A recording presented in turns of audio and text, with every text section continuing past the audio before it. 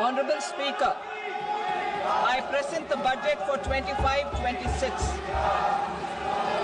This budget continues our government's efforts to A. Accelerate growth, B. Secure inclusive development, C. Invigorate private sector investments, D. Uplift household sentiments, and E. Enhance spending power of India's rising middle class. Together, we embark on a journey to unlock our nation's tremendous potential for greater prosperity and global positioning under the leadership of Honourable Prime Minister Shri Narendra Modi. As we complete the first quarter of the 21st century, continuing geopolitical headwinds suggest lower global economic growth over the medium term. However, our aspiration for a Vikasit Bharat inspires us, and the transformative work we have done during our government's first 2 terms guides us to march forward resolutely. Our economy is the fastest growing among all major economies. Our development track record for the past 10 years and structural reforms have drawn global attention. Confidence in India's capability and potential has only grown in this period. We see the next 5 years as a unique opportunity to realize Sabka Vikas, stimulating balanced growth of all regions. The great Telugu poet and playwright Gurujada Apparao had said, "Deshamante matti kadoy, deshamante manushuloy," meaning a country is not just its soil, a country is its people. In line with this, for us, Vikasit Bharat encompasses zero poverty, 100% quality good school education, access to high quality, affordable and comprehensive health care, 100% skilled labor with meaningful employment, 70% women in economic activities, and farmers making our country the food basket of the world.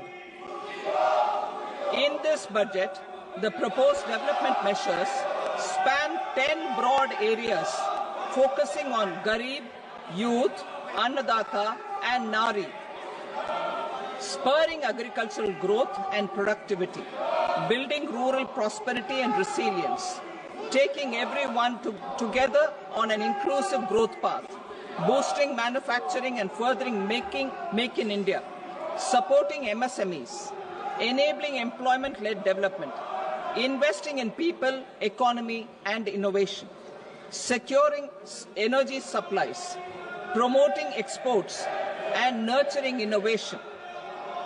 For this journey of development, our 4 powerful engines are agriculture, MSME, investments, and exports. The fuel, our reforms, our guiding spirit, inclusivity, and the destination, Vikasit Bharat. This budget aims to initiate transformative reforms across 6 domains.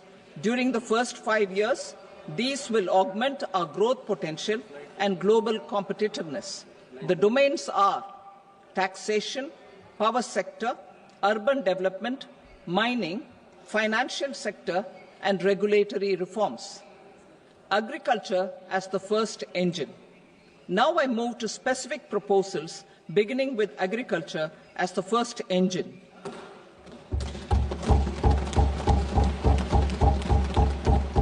Prime Minister Dhan Dhanya Krishi Yojana, Developing Agri-Districts Program.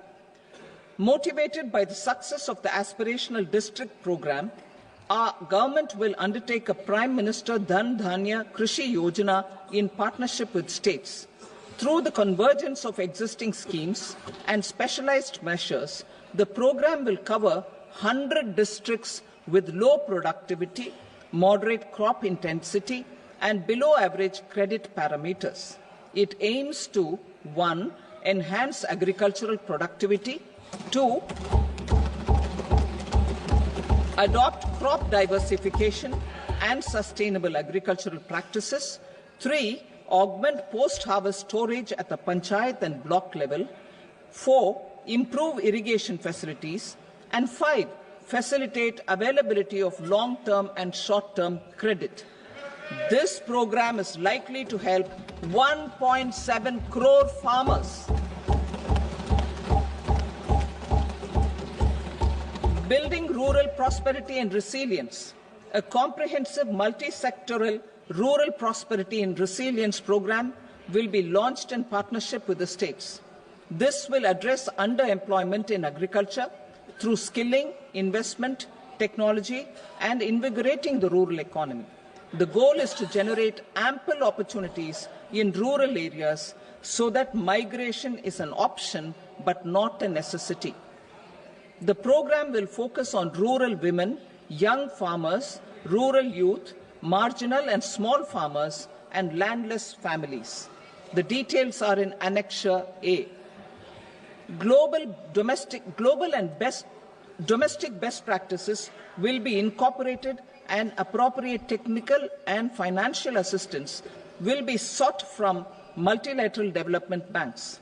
In Phase 1, 100 developing agri-districts will be covered. Atmanirbharta in pulses. Our government is implementing the National Mission for Edible Oilseed for achieving Atmanirbharta in edible oils. Our farmers have the capability to grow enough for our needs and more. 10 years ago, we made concerted efforts and succeeded in achieving near self-sufficiency in pulses.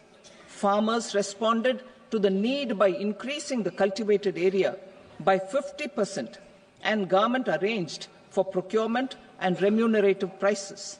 Since then, with rising incomes and better affordability, our consumption of pulses has increased significantly. Our government will now launch a 6-year mission for Atmanirbharta in pulses with a special focus on Tuar, Urad and Masoor. Details are in Annexure B. Central agencies such as NAFED and NCCF will be ready to procure these 3 pulses as much as offered during the next 4 years from farmers who register with these agencies and enter into agreements. Comprehensive program for vegetables and fruits. It is encouraging that our people are increasingly becoming aware of their nutritional needs. It is a sign of a society becoming healthier. With rising income levels, the consumption of vegetables, fruits, and Shri Anna is increasing significantly.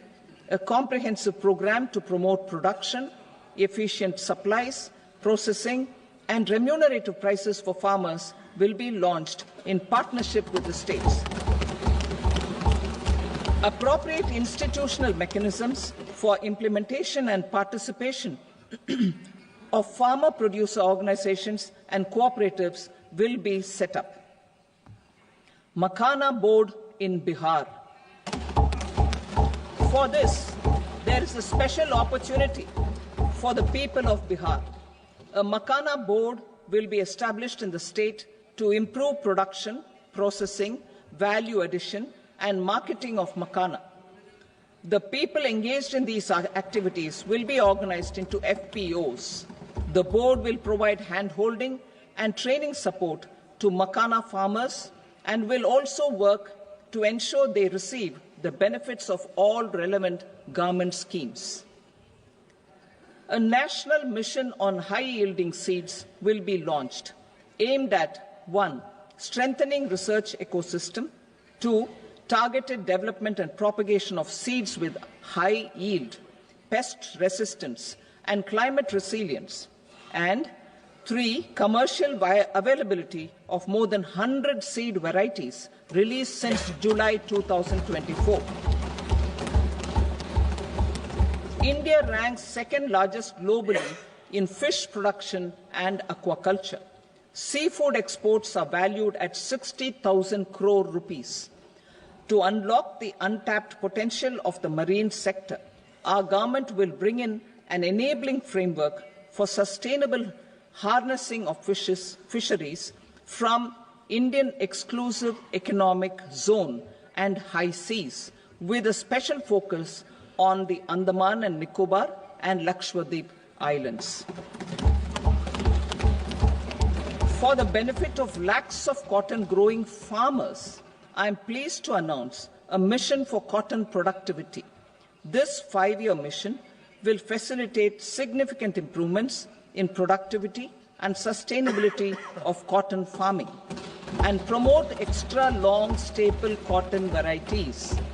The best of science and technology support will be provided to farmers. Aligned with our integrated 5F vision for the textile sector, this will help in increasing incomes of the farmers and ensure a steady supply of quality cotton for rejuvenating India's traditional textile sector. Kisan credit cards facilitate short-term loans for 7.7 crore farmers, fishermen, and dairy farmers. The loan limit under modified interest subvention scheme will be enhanced from 3 lakh rupees to 5 lakh rupees for loans taken through the KCC. For Atmanirbharta in urea production, our government had reopened 3 dormant urea plants in the eastern region. To further augment urea supply, a plant with annual capacity of 12.7 lakh metric tons will be set up at Namrup in Assam.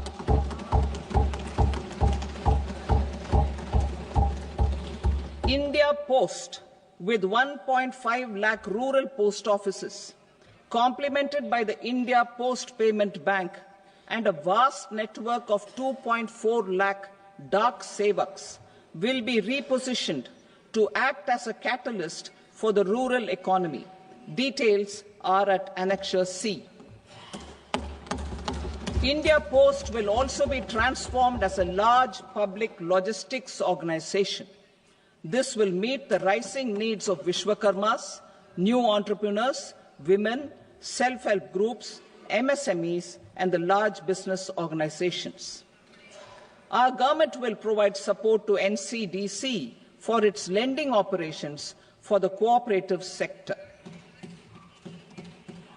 MSMEs as the second engine. Now I move to MSMEs as the second engine, which encompasses manufacturing and services with a focus on MSMEs numbering 5.7 crores. Currently, over 1 crore registered MSMEs, employing 7.5 crore people and generating 36% of our manufacturing, have come together to position India as a global manufacturing hub. With their quality products, these MSMEs are responsible for 45% of our exports. To help them achieve higher efficiencies of scale, technological upgradation, and better access to capital, the investment and turnover limits for classification of all MSMEs will be enhanced to 2.5 and 2 times respectively. This will give them the confidence to grow and generate employment for our youth. The details are given in Annexure D. To improve access to credit, the credit guarantee cover will be enhanced. First, for micro and small enterprises from 5 crore to 10 crore rupees, leading to additional credit of 1.5 lakh crores in the next 5 years. Second, for startups from 10 crore rupees to 20 crore rupees, with the guarantee fee being moderated to 1% for loans in 27 focus sectors which are important for Atmanirbhar Bharat. And for well-run exporter MSMEs, for term loans up to 20 crore rupees. Also for the micro enterprises, we will introduce customized credit cards with a 5 lakh rupee limit for micro enterprises registered on Udyam portal. In the first year, 10 lakh such cards will be issued. Fund of funds for startups. The alternate investment fund, AIFs, for startups have received commitments of more than 91,000 crores rupees. These are supported by the fund of funds set up with the Government of India's contribution of 10,000 crore rupees. Now, a new fund of funds with expanded scope and a fresh contribution of another 10,000 crore rupees will be set up. A new scheme will be launched for 5 lakh women, scheduled castes and scheduled tribes, first-time entrepreneurs. This will provide term loans up to 2 crore rupees during the next 5 years. The scheme will incorporate lessons from the successful Stand Up India scheme. Online capacity building for entrepreneurship and managerial skills will also be organized. Measures for labor-intensive sectors. To promote employment and entrepreneurship opportunities in labor-intensive sectors, our government will undertake specific policy and facilitation measures. To enhance the productivity, quality and competitiveness of India's footwear and leather sector, a focused product scheme will be implemented. The scheme will support design capacity, component manufacturing and machinery required for production of non-leather quality footwear, besides the support for leather footwear and products. The scheme is expected to facilitate employment for 22 lakh persons, generate over 4 lakh crore rupees and exports of over 1.1 lakh crore rupees. Measures for the toys sector. Building on the National Action Plan for Toys, we will implement a scheme to make India a global hub for toys. The scheme will focus on development of clusters, skills, and a manufacturing ecosystem that will create high-quality, unique, innovative, and sustainable toys that will represent the Made in India brand. Support for food processing. In line with our commitment towards Purvodaya, we will establish a National Institute of Food Technology, Entrepreneurship and Management in Bihar. The institute will provide a strong fillip to food processing activities in the entire eastern region. This will result in 1. Enhanced income for the farmers through value addition to their produce, and 2. Skilling entrepreneurship and employment opportunities for the youth. Manufacturing mission, furthering Make in India. Our government will set up a national manufacturing mission covering small, medium and large industries for furthering Make in India by providing policy support, execution roadmaps, governance and monitoring framework for central ministries and states. Details are in Annexure E. Given our commitment to climate-friendly development, the mission will also support clean tech manufacturing. This will aim to improve domestic value addition and build our ecosystem for solar PV cells, EV batteries, motors and controllers, electrolyzers, wind turbines, very high voltage transmission equipment and grid-scale batteries. Investment as the third engine. Now I move to investment as the third engine, which encompasses investing in people, investing in the economy, and investing in innovation. Investing in people. Saksham Anganwadi and Poshan 2.0. Saksham Anganwadi and Poshan 2.0 program provides nutritional support to more than 8 crore children. 1 crore pregnant women and lactating mothers all over the country, and about 20 lakh adolescent girls in aspirational districts and the Northeast region. The cost norms for these nutritional support will be enhanced appropriately. Atal Tinkering Labs. 50,000 Atal Tinkering Labs will be set up in government schools in the next 5 years to cultivate the spirit of curiosity and innovation and foster a scientific temper among young minds. Broadband connectivity to government secondary schools and PHCs. Broadband connectivity will be provided to all government secondary schools and primary health centers in rural areas under the BharatNet project. Bharatiya Bhasha Pustak Scheme. We propose to implement a Bharatiya Bhasha Pustak scheme to provide digital form Indian language books for schools and for higher education. This aims to help students understand their subjects better and in their language. National Centers of Excellence for Skilling.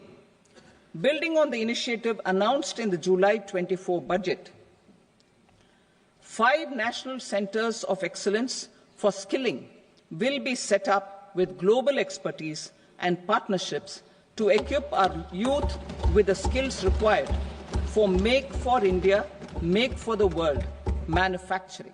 The partnership will cover curriculum design, training of trainers, and a skills certification framework and periodic reviews. Expansion of capacity in IITs. Total number of students in 23 IITs has increased 100% from 65,000 to 1.35 lakh in the past 10 years.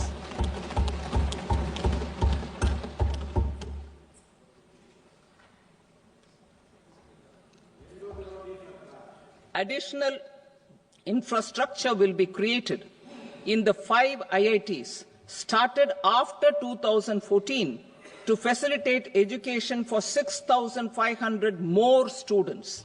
Hostel and other infrastructure capacity at IIT Patna will also be expanded.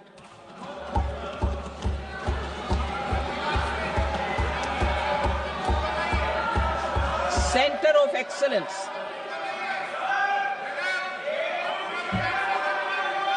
Center of Excellence in AI for Education.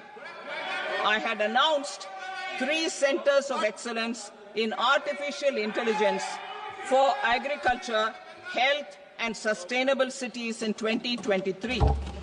Now a center of excellence in artificial intelligence for education will be set up with a total outlay of 500 crores.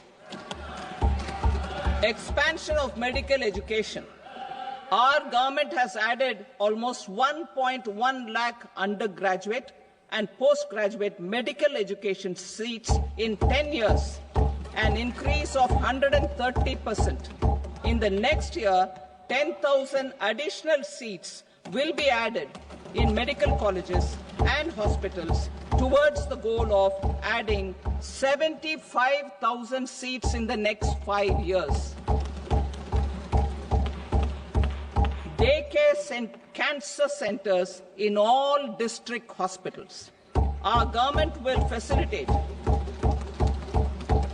setting up of daycare cancer centers in all district hospitals in the next 3 years. 200 centers will be established in 25-26 itself. Strengthening urban livelihoods. Our government has been giving priority to assisting urban poor and vulnerable groups. A scheme for socio-economic upliftment of urban workers will be implemented to help them improve their incomes, have sustainable livelihoods, and a better quality of life. PM Swanidhi scheme has benefited more than 68 lakh street vendors, giving them respite from high-interest informal sector loans. Building on this success, the scheme will be revamped with enhanced loans from banks, UPI-linked credit cards with 30,000 rupees limit, and capacity building support. Social Security scheme for welfare of online platform workers. Gig workers of online platforms provide great dynamism to the new age services economy. Recognizing their contribution, our government will arrange for their identity cards and registration on the e-Shram portal. They will be provided healthcare under PM Jan Arogya Yojana. This measure is likely to assist nearly 1 crore gig workers.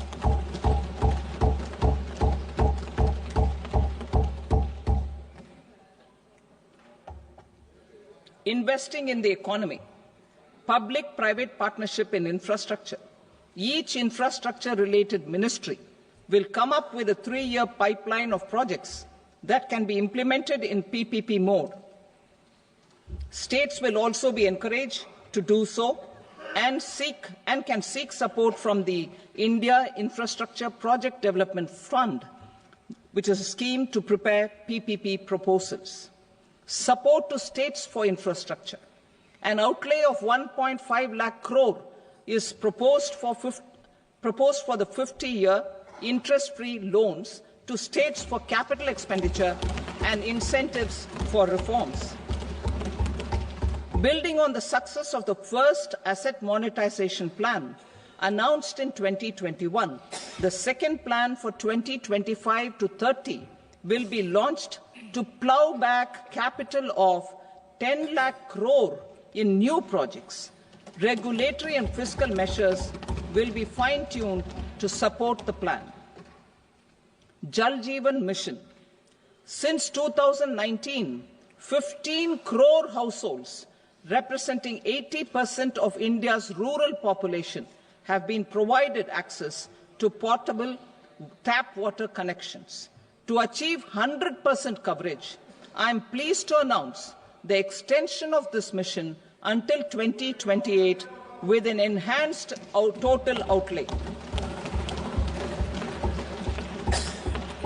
The mission's focus will be on the quality of infrastructure and O&M of rural piped water supply schemes through Jan Bhagidari.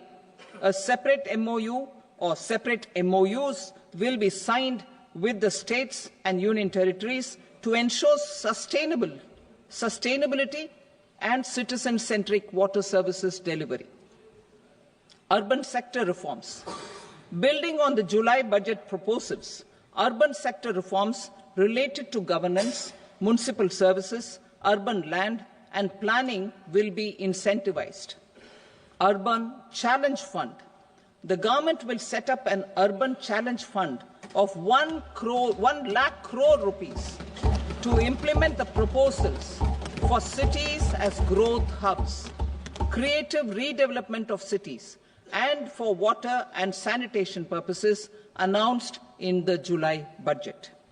This fund will finance up to 25% of the cost of bankable projects, with a stipulation that at least 50% of the cost is funded from bonds, bank loans, and PPPs. An allocation of 10,000 crore is proposed in 2025-26. Power sector reforms. We will incentivize electricity distribution reforms and augmentation of intra-state transmission capacity by states. This will improve financial health and capacity of electricity companies. Additional borrowing of 0.5% of GSDP will be allowed to states contingent on these reforms. Nuclear energy mission for Vikasit Bharat. Development of at least 100 gigawatt of nuclear energy by 2047 is essential for our energy transition efforts. For an active partnership with the private sector towards this goal, amendments to the Atomic Energy Act and the Civil Liability for Nuclear Damage Act will be taken up. A nuclear energy mission for research and development of small modular reactors with an outlay of 20,000 crore will be set up. At least 5 indigenously developed small modular reactors will be operationalized by 2033. Shipbuilding. The shipbuilding financial assistance policy will be revamped to address cost disadvantages. This will also include credit notes for shipbreaking in Indian yards to promote the circular economy. Large ships above a specified size will be included in the infrastructure harmonized master list. Shipbuilding clusters will be facilitated to increase the range, categories and capacity of ships. This will include additional infrastructure, facilities, skilling and technology to develop the entire ecosystem. Maritime Development Fund. For long-term financing for the maritime industry, a Maritime Development Fund with a corpus of 25,000 crore rupees will be set up. This will be for distributed support and promoting competition. This will have up to 49% contribution by the government, and the balance will be mobilized from ports and from private sector. UDAN regional connectivity schemes. UDAN has enabled 1.5 crore middle-class people to meet their aspirations for speedier travel.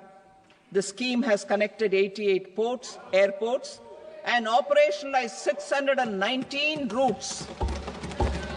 Inspired by that success, a modified UDAN scheme will be launched to enhance regional connectivity to 120 new destinations and carry 4 crore passengers in the next 10 years. 4 crore additional passengers in the next 10 years. The scheme will also support helipads and smaller airports in hilly, aspirational and northeast regional districts. Greenfield airports will be facilitated in Bihar to meet the future needs of the state. These will be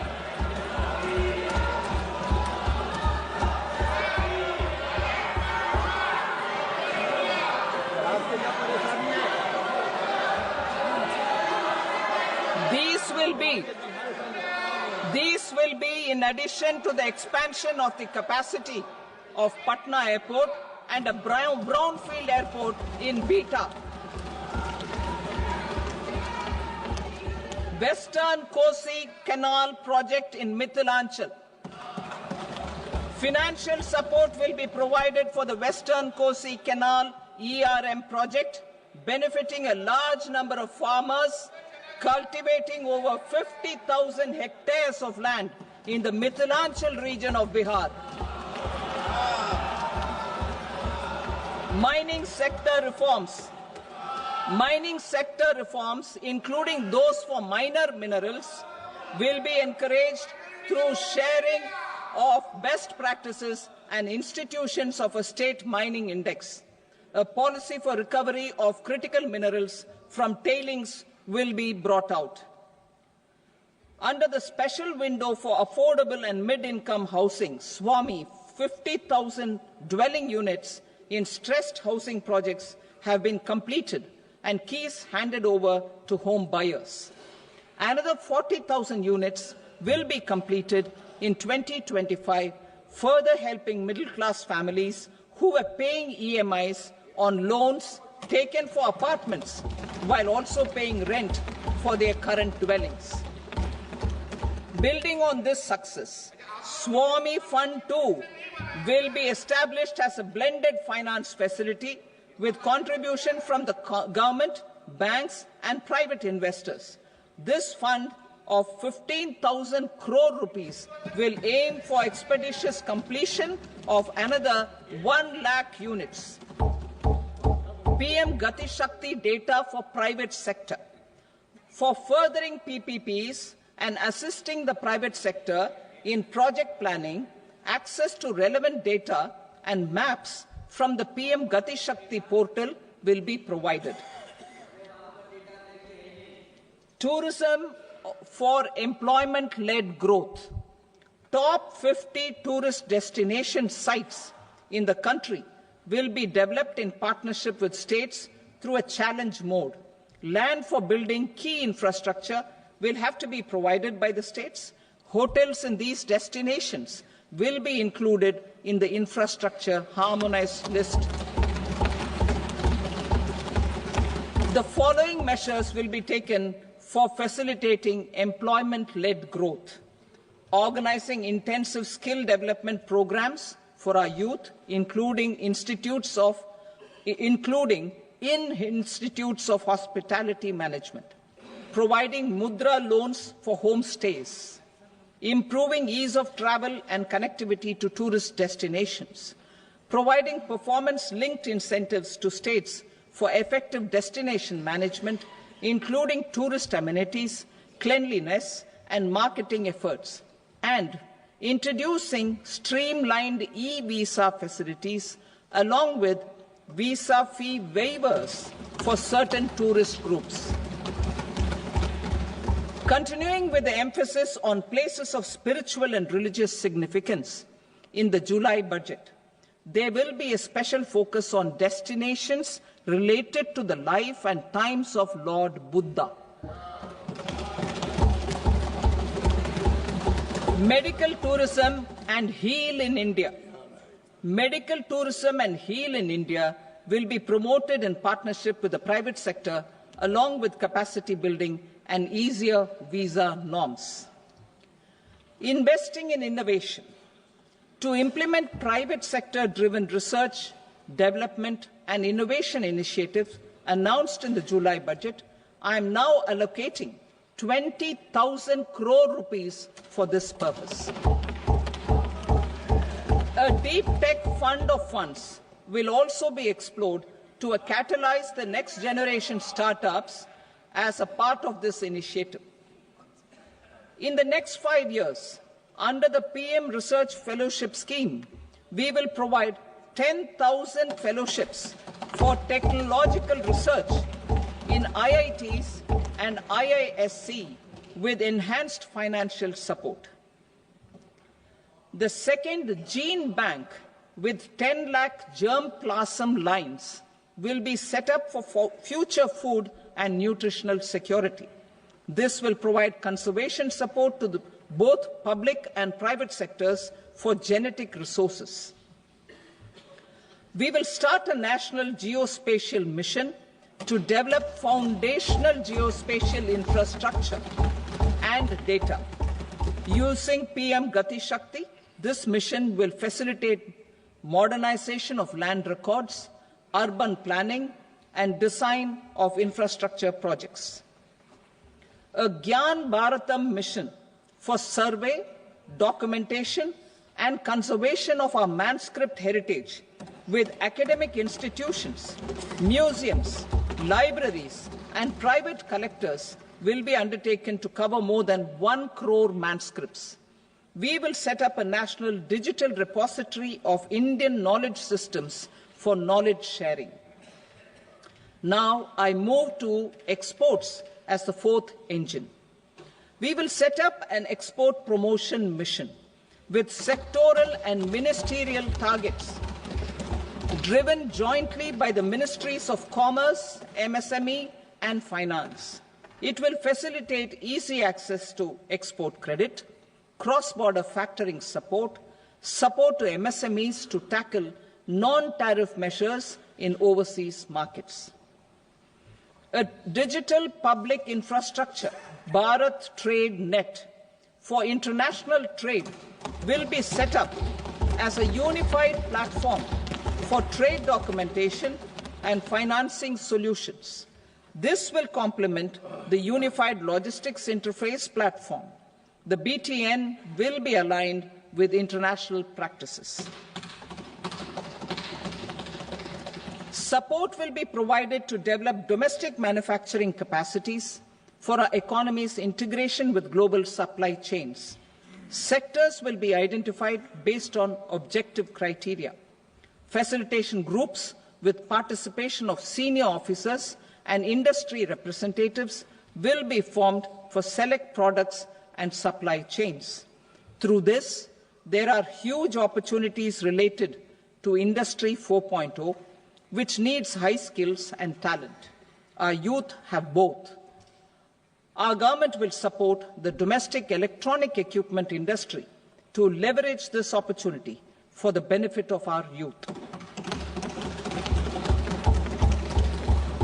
A national framework will be formulated as guidance to states for promoting global capability centers in emerging Tier 2 cities.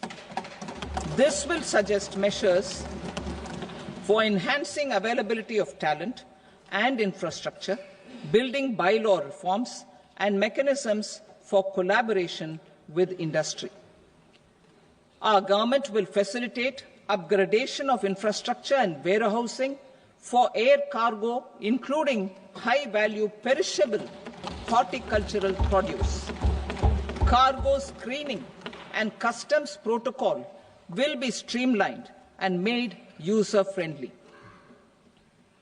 Reforms as the fuel. Over the past 10 years, our government has implemented several reforms for convenience of taxpayers, such as faceless assessment, 2, taxpayer charter, 3, faster returns, 4, almost 99% returns being on self-assessment, and 5, Vivad Se Vishwas scheme.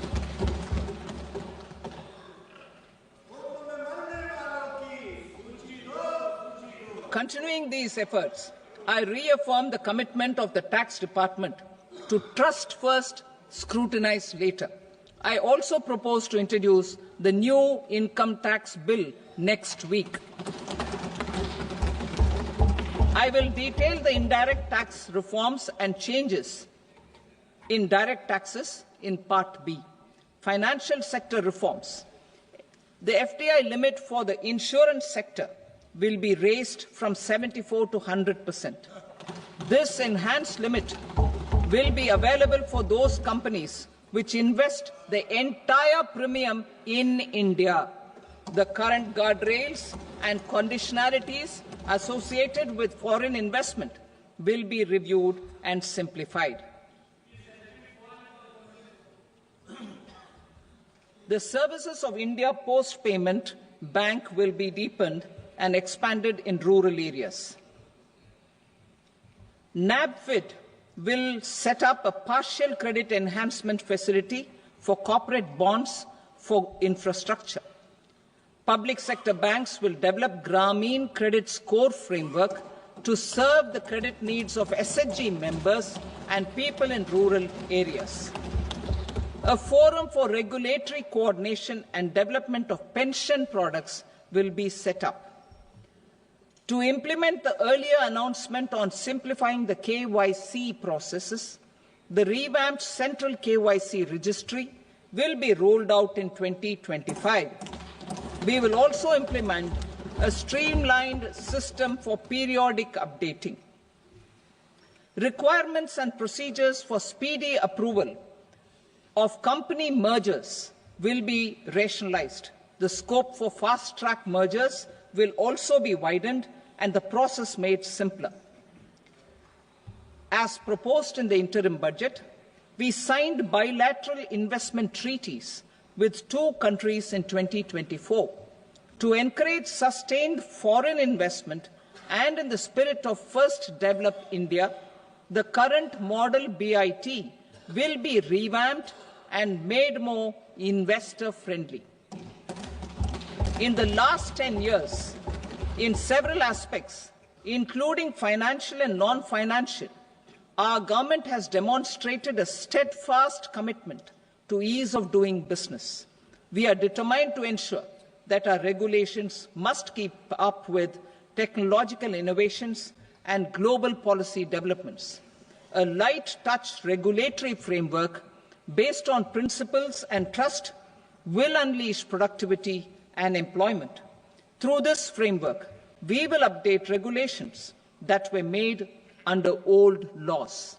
To develop this modern, flexible, people-friendly and trust-based regulatory framework appropriate for the 21st century, I propose 4 specific measures.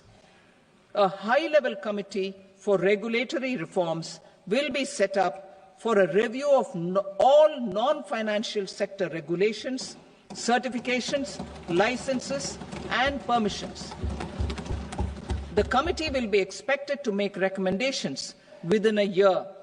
The objective is to strengthen trust-based economic governance and take transformational measures to enhance ease of doing business, especially in matters of inspection and compliances. States will be encouraged to join in this endeavour. An investment friendliness index of states will be launched in 2025 to further the spirit of competitive, cooperative federalism. Under the Financial Stability and Development Council, a mechanism will be set up to evaluate impact of the current financial regulations and subsidiary instructions. It will also formulate a framework to enhance their responsiveness and development of the financial sector. In the Jan Vishwas Act 2023, more than 180 legal provisions were decriminalized. Our government will now bring up the Jan Vishwas Bill 2.0 to decriminalize more than 100 provisions in various laws. I now move to fiscal policy. In the July budget, I had committed to staying the course for fiscal consolidation.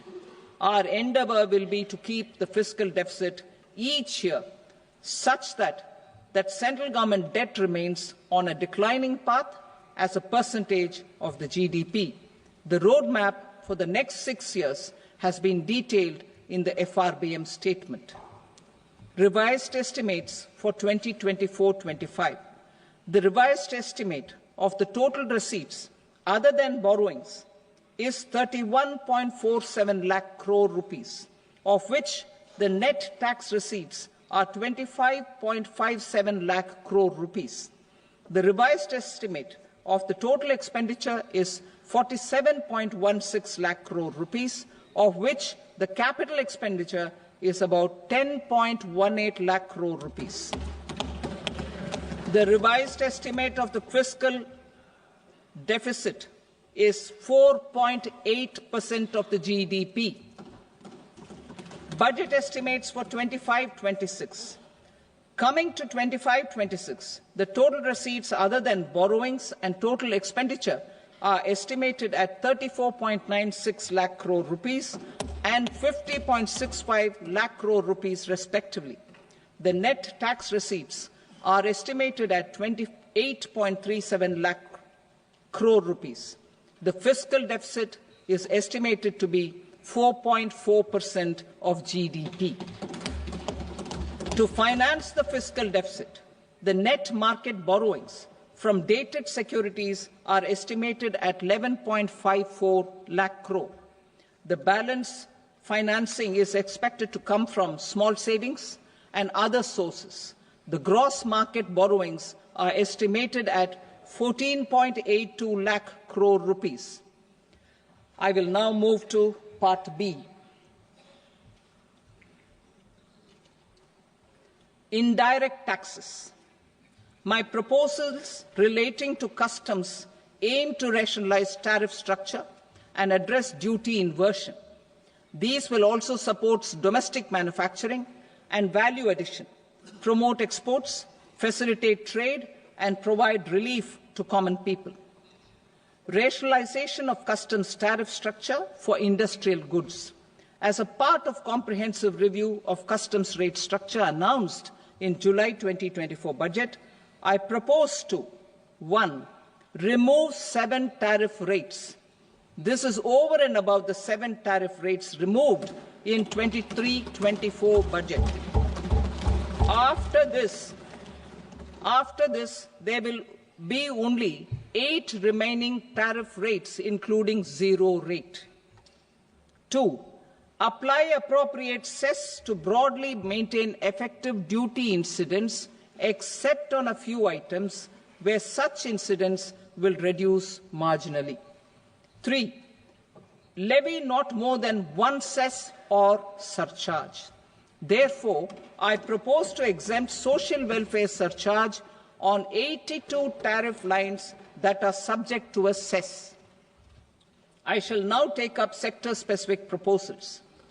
To provide relief to patients, particularly those suffering from cancer, rare diseases, and other severe chronic diseases, I propose to add 36 life-saving drugs and medicines to the list of medicines fully exempted from basic custom duty.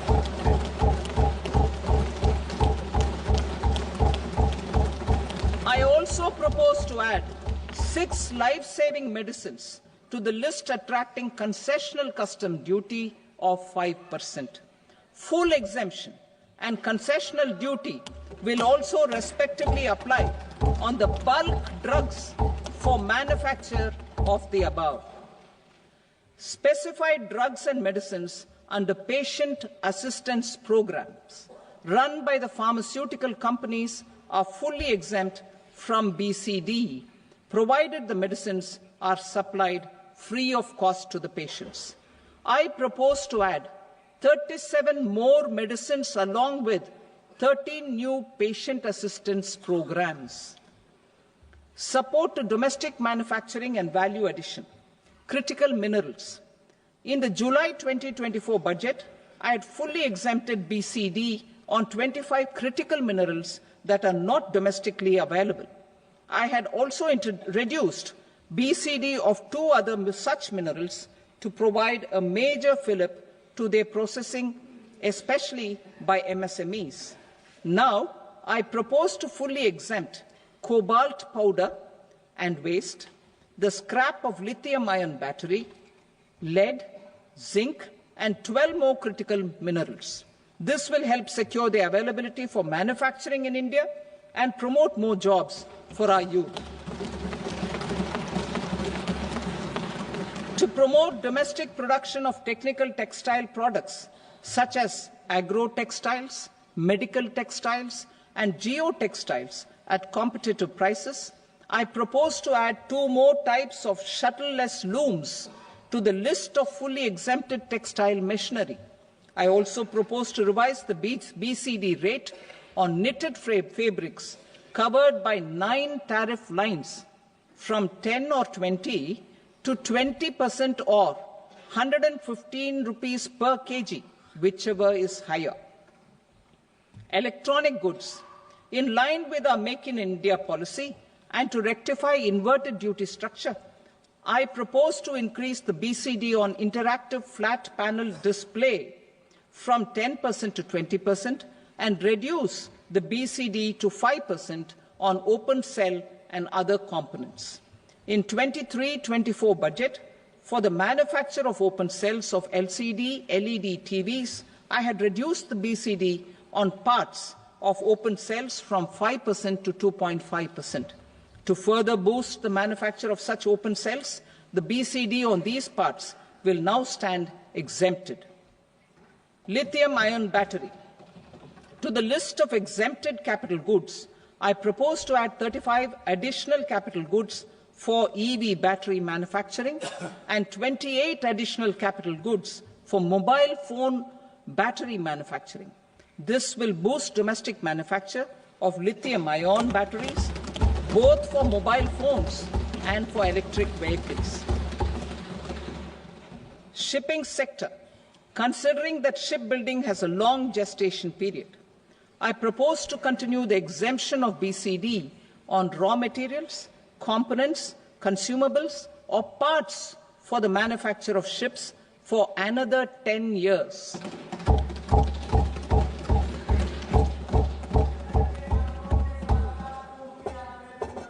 I also propose the same dispensation for shipbreaking to make it more competitive.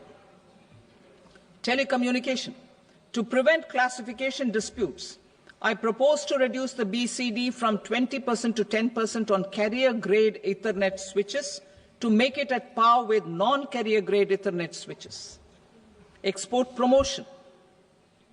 To facilitate exports of handicrafts, I propose to extend the time period for export from 6 months to 1 year, further extendable by another 3 months if required.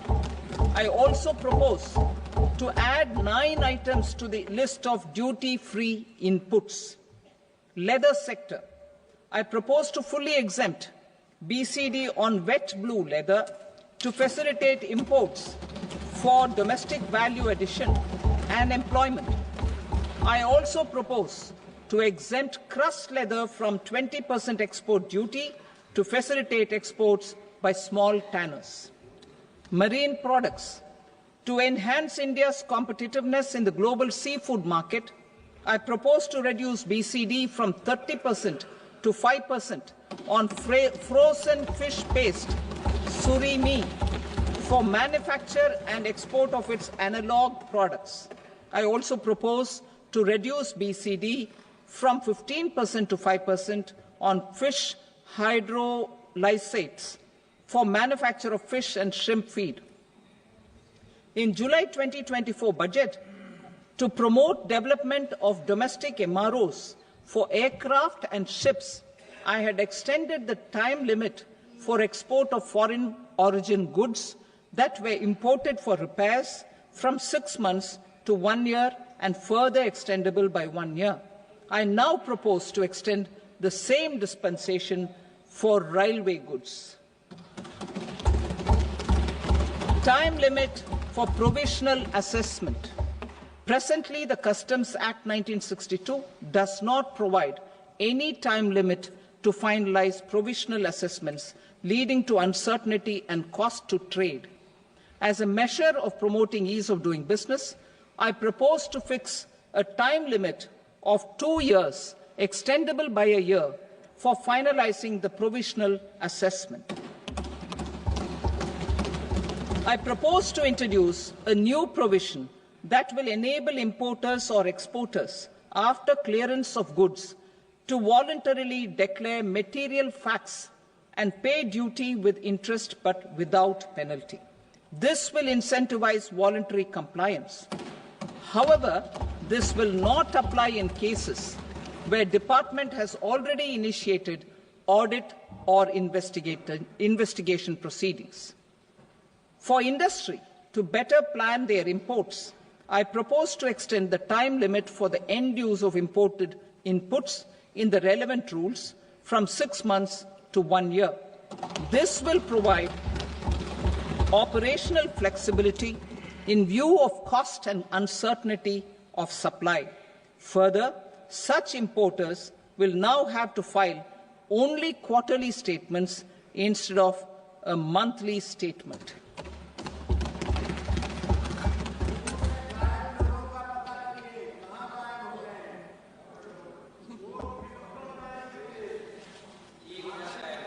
I now come to my direct tax proposals. In Part A, I have briefly underlined taxation reforms as one of key reforms to realize our vision of Vikasit Bharat. In respect of criminal law, our government had earlier ushered in Bharatiya Nyaya Sanhita, replacing Bharatiya Danda Sanhita. I am happy to inform this august House and the country that for new income tax bill will carry forward the same spirit of Nyaya in its drafting as well. The new bill will be clear and direct in text, with close to half of the present law in terms of both chapters and words. It will be simple to understand for taxpayers and tax administrators, leading to tax certainty and reduced litigation. Reforms, however, are not a destination. They are means to achieve good governance for our people and economy. Providing good governance primarily involves being responsive. The Tirukural captures this in verse 542, which reads, "Vaanokki vaazhum ulagallam, mannavan kol nokki vaazhum kudi," meaning, just as the living beings live expecting rains, Citizens live expecting good governance. Our government is committed to keeping an ear to the ground and a finger on the pulse and responding while balancing our national building efforts.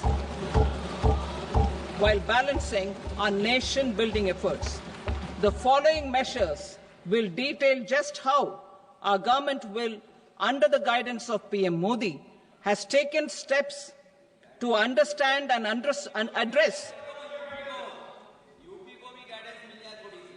I repeat that sentence, sir. The following measures will detail just how our government, under the guidance of PM Modi, has taken steps to understand and address the needs voiced by our citizens. My tax proposals are guided by this spirit. The objectives of my proposals are as follows. Personal income tax reforms with special focus on middle class.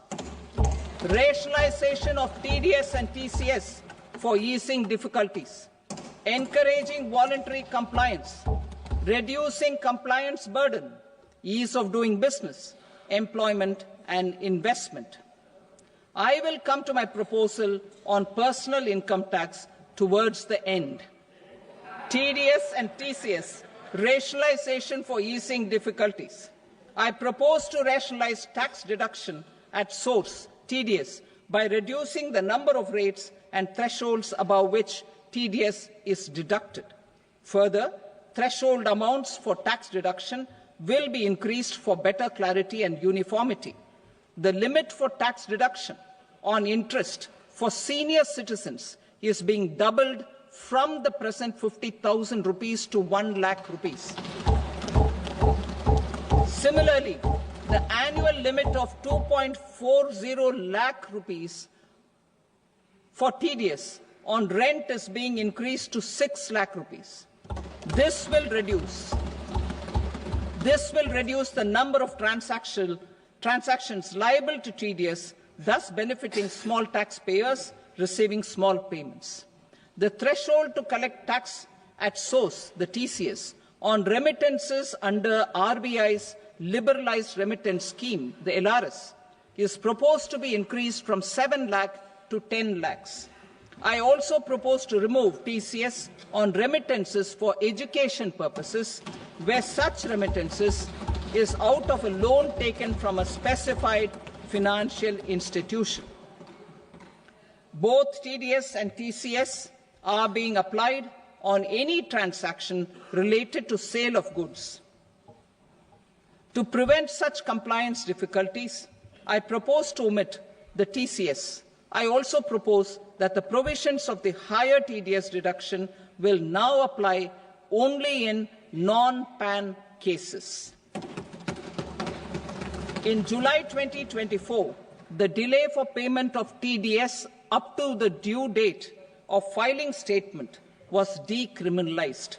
I propose to provide the same relaxation to TCS provisions as well. The government under the leadership of Prime Minister Modi believes in Sabka Saath, Sabka Vikas, Sabka Vishwas and Sabka Prayas. In line with this, we brought in updated return facility in 2022 for voluntary compliance by taxpayers who had omitted to report their correct income. Our trust in taxpayers was proved right. Nearly 90 lakh taxpayers voluntarily updated their incomes by paying additional tax. Taking this trust further, I now propose to extend the time limit to file updated returns for any assessment year from the current limit of 2 years to 4 years. I propose to reduce the compliance burden for small charitable trusts and institutions by increasing their period of registration from 5 years to 10 years. It is also proposed that disproportionate consequences do not arise for minor defaults such as incomplete applications filed by charitable entities. Presently, taxpayers can claim the annual value of self-occupied properties as nil only on the fulfillment of certain conditions. Considering the difficulties faced by taxpayers, it is proposed to allow the benefit of 2 such self-occupied properties without any condition. To streamline the process of transfer pricing and to provide an alternative to yearly examination, I propose to introduce a scheme for determining arm's length price of international transaction for a block period of 3 years. This will be in line with global best practices. With a view to reduce litigation and provide certainty in international taxation, the scope of safe harbor rules is being expanded. A number of senior and very senior citizens have very old national savings schemes accounts. As interest is no longer payable on such accounts, I propose to exempt withdrawals made from NSS by individuals on or after 29th August 2024. I am also proposing to allow similar treatment to NPS Vatsalya accounts as is available to normal NPS accounts subject to overall limits.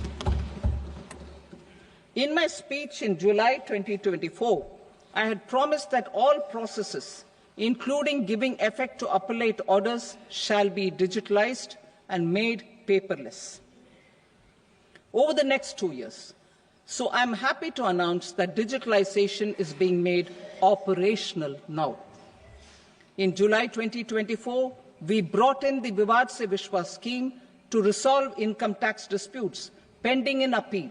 The scheme has received a great response, with nearly 33,000 taxpayers having availed of the scheme to settle their disputes. I have a few proposals to promote investment and employment. It is proposed to provide a presumptive taxation regime for non-residents who provide services to a resident company that is establishing or operating an electronics manufacturing facility. I further propose to introduce a safe harbor for tax certainty for non-residents who store components for supply to specified electronics manufacturing units. Presently, the tonnage tax scheme is available only to sea-going ships. The benefits of existing tonnage tax scheme are proposed to be extended to inland vessels registered under the Indian Vessels Act 2021 to promote inland water transport in the country. Extension for incorporation of startups. We continue to support the Indian startup ecosystem. I propose to extend the period of incorporation by 5 years to allow the benefit available to startups which are incorporated before 1/4/2030. In order to attract and promote additional activities in the IFSC, I am inter alia proposing specific benefits to ship leasing units, insurance offices, and treasury centers of global companies which are set up in IFSC. Further, to claim benefits, the cut-off date for commencement in IFSC has also been extended by 5 years to 31/3/2030. Category 1 and Category 2 AIFs are undertaking investments in infrastructure and other such sectors. I propose to provide certainty of taxation to these entities on the gains from securities, to promote funding from sovereign wealth funds and pension funds to the infrastructure sector. I propose to extend the date of making an investment by 5 more years up to 31st March 2030.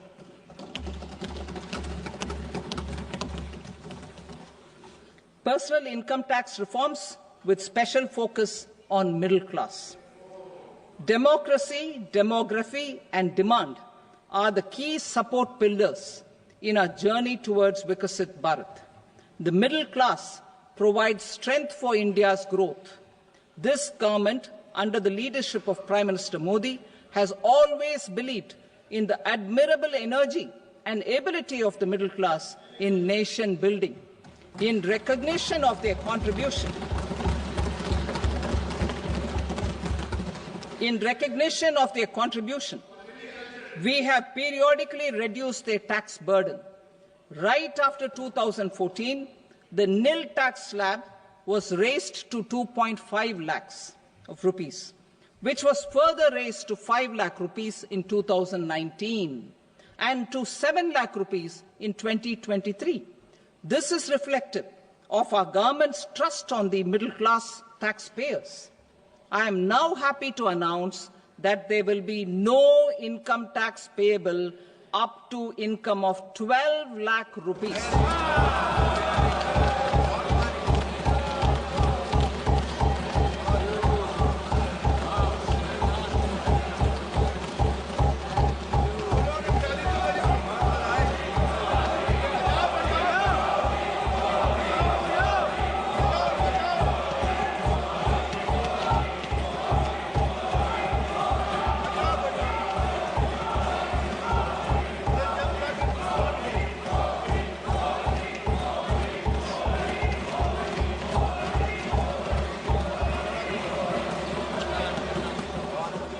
So, average income of 1 lakh per month, other than the special rate income such as capital gains, under the new regime.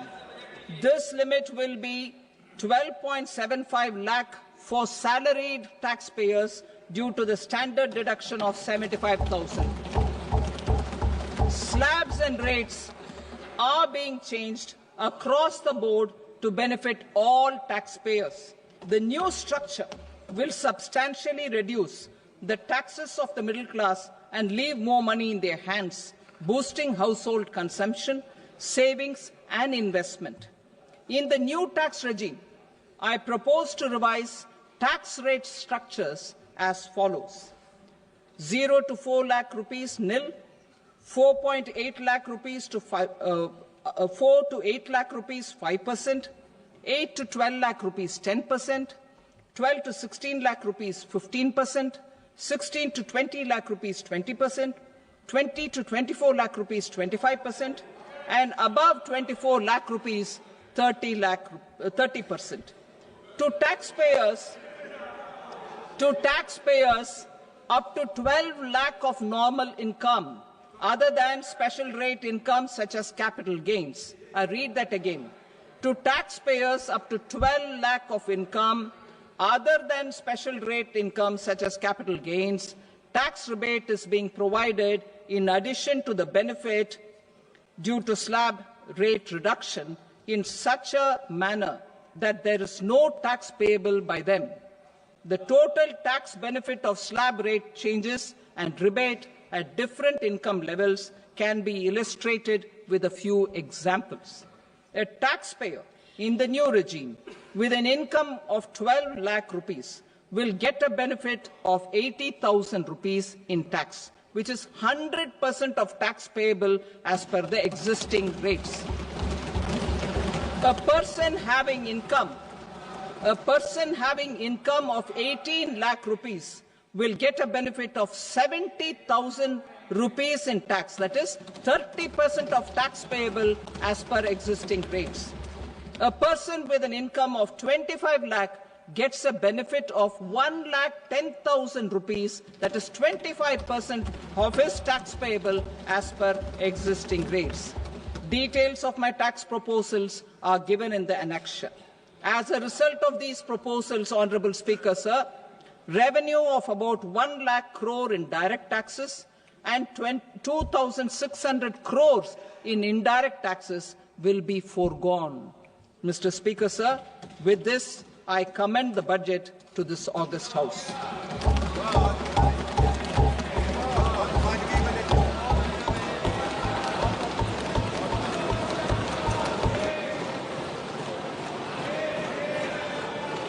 Item number 2, Srimati Nirmala Sitharaman.